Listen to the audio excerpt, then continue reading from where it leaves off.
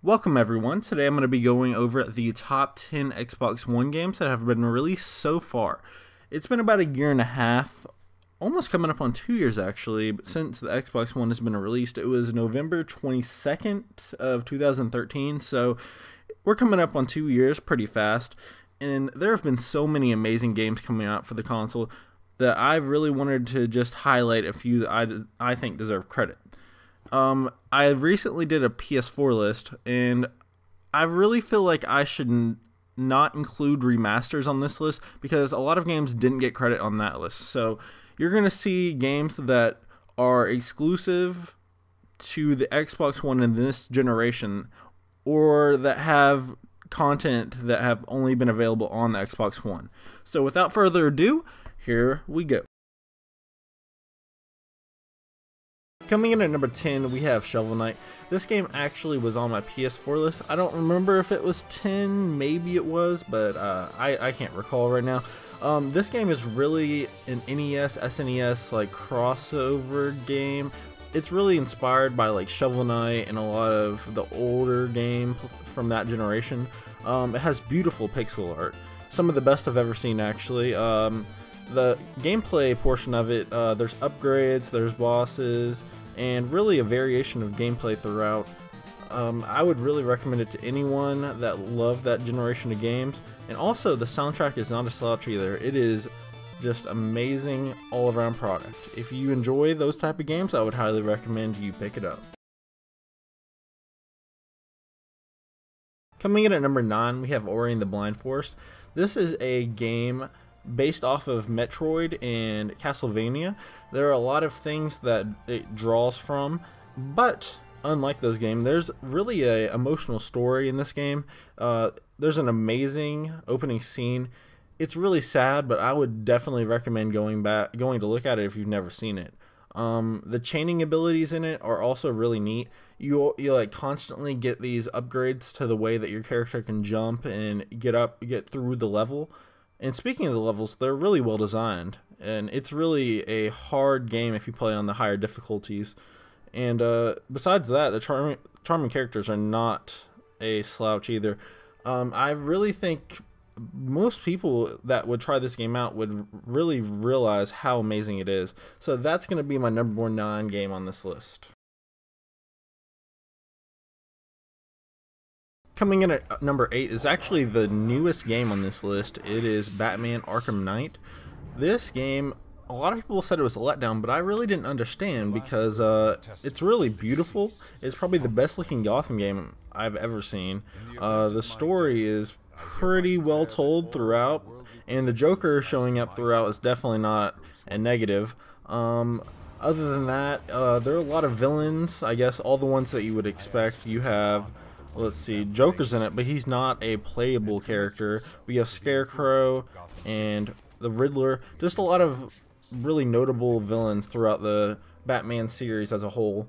And after the game, there's actually really cool like after game content, I guess. Even though you can do it during the game, I would recommend waiting because they like changed the dialogue that they use to talk to Batman. If you are on the edge of picking this game up, I would probably go with yes. So if you enjoy Batman or superhero games, I guess go out and purchase this game. Coming in at number 7 actually is a big surprise for me because I'm not really a big racing fan, but it is Forza Horizon 2. I was really on the edge at the time this game came out because it was in the middle when a lot of amazing games were coming out last year. But this is probably the best racing game, if not ever, in a while that I've played. It's really fun. It doesn't really take itself serious like the other Forza or the main Forza games do.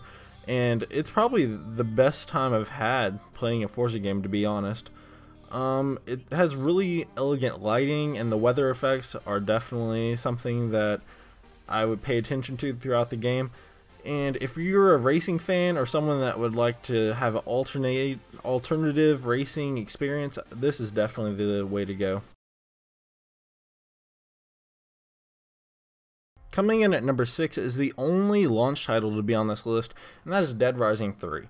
This is probably, out of all of the launch games for either one of the consoles, that I was the most excited about, because when I played Dead Rising 2, it was really a game that I feel like was underrated. It was this game, not the second one, but the third one, was funny, it was quirky, and that's really what I like. I like things to be different, and it definitely came out swinging with that.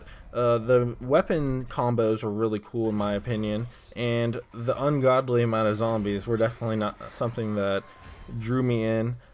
This is honestly probably my favorite zombie game since The Last of Us, but obviously it doesn't reach that level. But it's still an amazing co-op game, and I would definitely recommend to anyone that loves a funny zombie experience.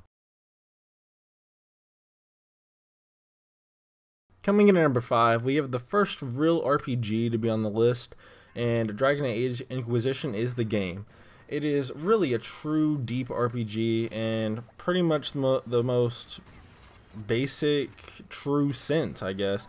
It has a beautiful, really massive world, and it has strong fluid combat. I wouldn't say it's the strongest I've ever seen in a game, but it definitely isn't a slouch either. And it has content for days. If you want to sit back and probably have 150 hours of gameplay, then this is the game for you. You're going to get the bang for your buck in every sense of the word in this game. So if you're a real RPG fan, I would definitely recommend it. Coming in at number 4 is not really a game, but a collection of games. I decided to put Rare Replay on this list just because there are games in this collection that have never been on a console before, and I feel like that deserves to be really given a pass in what I said earlier. But this is a huge bang for your buck in every sense of the word. 30 games, $30. That's $1 a game. I know some games are worth more than others, like Banjo-Kazooie, Perfect Dark, and Viva Pinata, but those are the more recent games. And really, with the older games, you get to see a history of video games, because it really you can see the evolution through the years. And even though it's just one developer in Rare, it really just gives a general observation of what games have gone, how they've really transformed through the years. And if you're a game fan and you respect the history of games, this is definitely something for you. Also, the display menus and featurettes are really cool, because you can see like the developers from many years ago talking about how they came up with the ideas and how the game really came to be. Now we're getting to the top 3. At number 3, we're going to go with Sunset Overdrive, mostly because I like colorful games, and this game was really popping with color in all parts of the world. In my opinion, I thought it was pretty funny. I know a lot of people thought it was a little bit corny in spots, but I had a few laugh out loud, LOL moments, I guess. Also, I kind of have OCD a little bit with collectibles, and it definitely scratched the itch for me there. And I really loved all of the bosses, but more specifically Fizzy. I think that it was really well implemented humor in a game, and you don't really see that from many games, so that definitely moves it up in the books for me. If you love weird, colorful games, I guess this is a game to check out. My 2014 game of the year is actually next, coming in at number 2, and it was probably a pretty easy decision here with Shadow of Mordor. The advanced fighting system is only part of what makes this game, but I think it actually has a better system than Batman in many ways, because you upgrade the fighting system in a way that makes you feel like you're getting stronger, but it doesn't make you feel like you're a god at the same time. You can always be defeated, but you can always defeat the enemy too, so it's a challenge that makes you feel good. Also, it has one of the most innovative ideas that has really come around in a while with the enemy system of ranking up, I guess. They move up to be commanders and you have to defeat them, and you really feel like you're forming rivalries with the enemies as a whole, I guess. It really makes every fight almost personal to a level of degree, And if you have not played this game, even if you're really not a Lord of the Rings fan, even though it has a pretty good story, I guess, for what it is, I would definitely recommend playing this game just to see how amazing those two elements go in to making how amazing the game is. Coming in at number uno, we have The Witcher 3. This game is honestly my 2015 game of the year so far, and it's going to be a hard game to beat. I know Fallout has a good chance at it, and a few other games could take a good shot, but I'm a huge RPG fan, and this game really brought it. It's a huge, dense world. It had so much to do. It took me around 170 hours, I think, to finish it, just because even the side quests are well put together. There's like not main storylines, but side quests that are almost to the level of the main story in writing and story wise, I guess. It's really entertaining. The story, if you've never played a Witcher game, I feel like you can definitely still play it and enjoy it, even though you might not get some of the older references that they bring. It has a real next-gen experience feel to it, and I would recommend this game to anyone, except it can get kind of overbearing. So if you like long, really entertaining RPGs, then this is the exact game for you. I hope you all really enjoyed this video, and if you want to subscribe, like, I'm not saying you have to, but I would really like it. I know a lot of people probably won't agree with a lot of the choices I've made here, but that is what the comment section's for. Go down there and show me, or tell me, I guess, exactly what you all think. Tell me where I fucked up or messed up, and tell me what your opinions are, because I have some weird choices, I guess, and what I like in games.